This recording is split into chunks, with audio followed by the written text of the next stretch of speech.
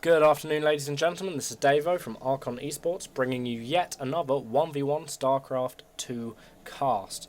Awesome. In the top left-hand corner of our Tal'Darim altar, or as I like to call it, the disco map, or kind of Tal'Darim disco or something. Anyway, we'll get to that in a minute, why I think that. In the top left-hand corner, we have Sleep, or Sleep. And then in the top right-hand corner, we have LiquidHaypro. Awesome, who is part of the amazing Team Liquid, who I've been watching and enjoying for a very, very long time. Okie dokie. So let's talk about our players a little bit. So, this guy, Sleep, I couldn't actually find out which Sleep it was, because there is actually two who play StarCraft 2. He could be a possible ex-Warcraft 3 player, who was actually a team leader. Or he could be a ex-StarCraft 2 player who was known as Slayer's Sleep, so it's Sleep, but just part of the notorious Slayer's team. I mean, I've done some research and stuff, but I can't seem to determine which one this is. And notice there is no good luck or have fun in this game at all.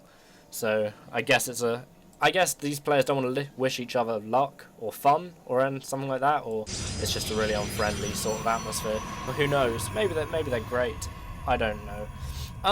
And then, of course, in the top right, we do have LiquidHaypro in the blue Zerg. Excellent. Now, this guy was top of the... Well, he wasn't top. He was in the top of the ladder, like top end of the ladder. He may have been top at one point in the beta of StarCraft 2, and he was a pretty good player, actually. Really, really good. Obviously, he's being in Team Liquid, so there's basically no other way that he can be. You know, you can't exactly be a bad player and be in Team Liquid. That's just the way it is. So there is that. Awesome. Right, now let's get to why I believe this map is the disco map. Sorry, bit of a funny tangent. Look at these. I mean, awesome. That's the kind of thing you'd expect on like an 80s dance floor or something. And here it's all in the middle, and that can be the disco ball. Yeah, excellent. I like to think that matches held on this kind of map are just like a crazy nightclub fight or something, involving many races coming from different planets and all that good stuff that StarCraft entails. Excellent. So, I mean, here we do have 2-gate aggression from Sleep. It's actually called a 2-gate push, I believe. It is actually scouted by LiquidHaypro's Overlord, which is something quite important to note. So he knows what's coming. In preparation, he is actually starting to build a spine crawler already. This can be dangerous. I don't know. There's not really much he could have done in this situation apart from just hold on tight, try and get the drones in there with the combat. Yeah, just try and basically hold off against these zealots, which he will do fairly easily. He just needs to be kind of careful to make sure that the zealots don't really touch the workers, because that could end in a bit of a disaster. But I mean, the workers are even joining in the fight, and now the Queen is there as well. And seeing as the Zerglings are pretty much pinning down the Zealots, they can't actually get to the Queen to do any damage. Therefore, it makes them kind of more effective in the long run, because they can just sit there and DPS. And of course, here we have a spine crawler as well, which, in my opinion, unless Sleep gets like 5 or so Zealots or more, I mean, I'm really not sure he can break this anymore. So that should pretty much signal to me the end of this aggression for him, or at least the end of the attempt for his aggression. Now, both players have actually grabbed a second base already, which is awesome. Good times. Sleep has actually blocked in a little bit, and yeah, he's building a photon cannon here just for kind of double protection, but so far this big gap needs to be closed pretty soonish. Just in case Haypro tries to do like a run by or something like that. And it is closed for the pylon building and the Zealot on hold. Excellent. Okay, so now we can see LiquidHaypro doing a little kind of a scout about, making sure there's no funny business like pylons or anything like that going on from Sleep. Also going to be destroying these rocks here, so he can open up that area and get himself another base, which of course is awesome. Seems to be my favourite word. Excellent. So the Natural's just finished for Haypro. I don't know, it seems like it could have been finished minute earlier or something. But again, I mean, who am I to be saying that kind of thing? These players are very, very high level, especially HayPro. I mean, I would say Sleep is too, but I don't know which Sleep he is. I mean, obviously if it's Slayer's Sleep, then yeah, he is high level, but what is remains to be seen, really. Awesome. Okay, so the Zerglings are busy kind of tunneling away at that destructible rocks, trying to get in there. Open it up for some creep. Drones already on the way over there to make a hatchery. Nice one. Okay, and we do have fairly reasonable scouting here with the Overlords. Or should I say Overlord? Oh no, there's the second one. Yeah. And he'll be seeing roughly what's going on if we just change it to his vision. Yeah, so he can see what's going on. He can see he's got a cybernetics core. So Sleep is basically going to be pushing into the mid game now. All of that rushing nonsense is over with. And that is that. Okay, we've also got Zerglings coming out that don't have speed yet, but it is on the way. So there we are. You can't wish for much more than that. I mean, he held off his aggression. Fine, excellent, got his other base up, brilliant. I mean, considering the aggression that actually took place, he's doing really well to do all this as well, and he's got a third on the way too, which is awesome. Really, to break this, I think he'll need some roaches, which is good because he's getting a roach warren too. Okay, so this Zergling's going to get the worst job in the world and try and have to run up here to... Yeah, see, that's why it's the worst job in the world, because he ends up as a bunch of guts and a headless Zergling. Ouch. He was going up there to see what the defences are like, and obviously he's probably seen that there's cannons there.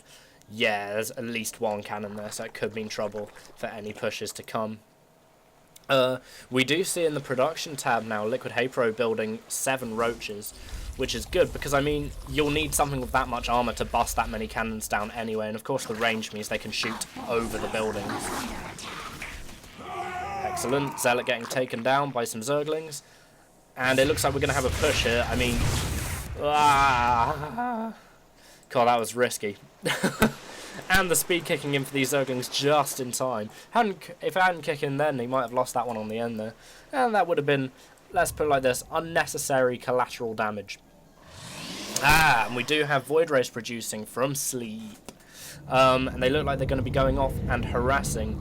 Now, I mean, I don't know. LiquidHaypro is entirely in the dark about the Void Rays idea.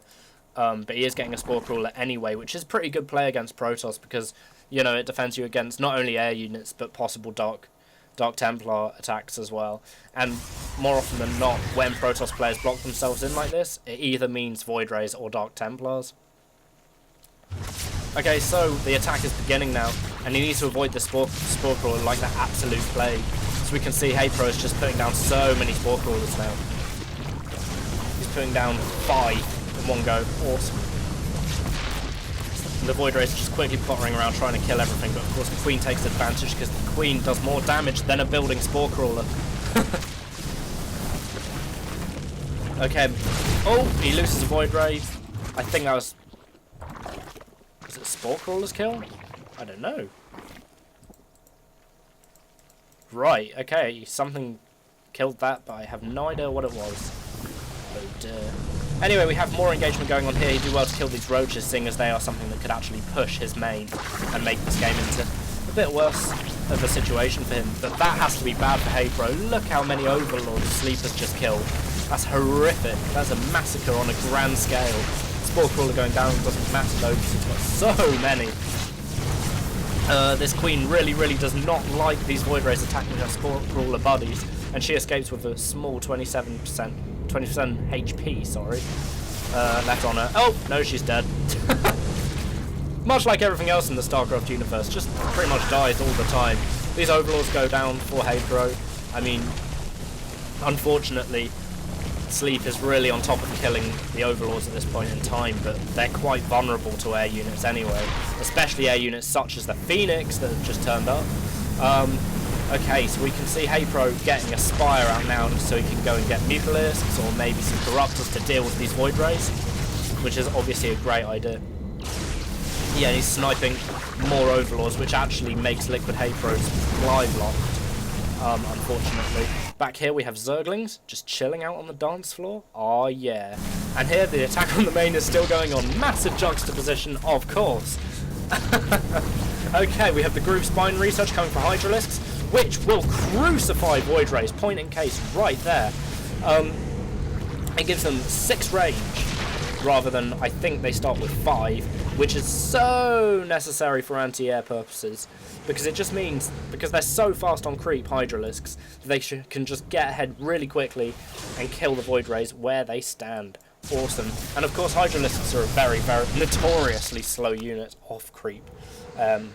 So, I mean, it also makes them a lot better off creep, because they can just shoot farther instead of having to run and then shoot. Also allows them to stand behind roaches as well, which is really, really good, because if the roaches go in front, they have much heavier armor, and I don't actually think they're light, whereas Hydralisks are a light biological and roaches are armored. So, I mean, really, Hydralisks can just sit in the back and do so much damage. And now we have a robotics bay. We've got a kind of a tech shift going on here from Sleep, and he loses a Void Ray because it looks like those Stargates are on a bad rally point, unfortunately. And here's Haypro going, yeah, why not? I'll have another free Void Ray. Or not. So we do have a tech switch coming on, and he is clearing the way for his third base as well. I mean, I think that going for Colossus is actually a really, really good idea. Something that I've always thought is a really, really clever kind of thing to do is go air in the mid game and then Colossus in the long game, because in the interval between the two you'll have more of a chance to absolutely ruin their units, because Colossus absolutely strive on killing light biological units like Zerglings, Marines, etc., Hydralisks, you know. So it kind of fools the Zerg player into going for into going for Hydralisks, because they're the best. They're some of the best anti-air in the game, let alone just for Zerg. Here it looks like we're gonna have a big move out by Sleep.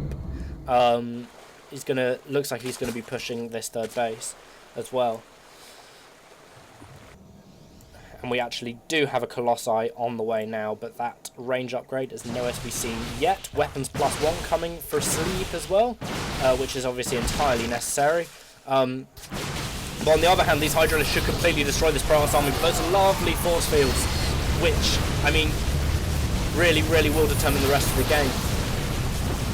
Oh, damn. It definitely looks bad for Haypro at this point in time. I don't know, he just seems kind of outgunned by it. He doesn't have enough Hydralisks left to kill off these remaining Void Rays, and the ground units of him should be able to clear up this Spore Crawler fairly easily. He's got an Immortal built into the mix here as well, which is obviously very, very, very good against roaches, as I explained in my first cast. I have a burgeoning love for Immortals. He does need to pull back a little bit though, stop being so aggressive, because I mean, Haypro looks like he might actually be able to turn this around a little bit now, but here is the arrival of the Colossus, which will totally fry the Hydralisks. I mean, it doesn't look great, really, for Haypro. I mean, Sleep does have less supply by a long way. You've got to remember that Haypro actually has a third base too, so he's got more drones in the first place.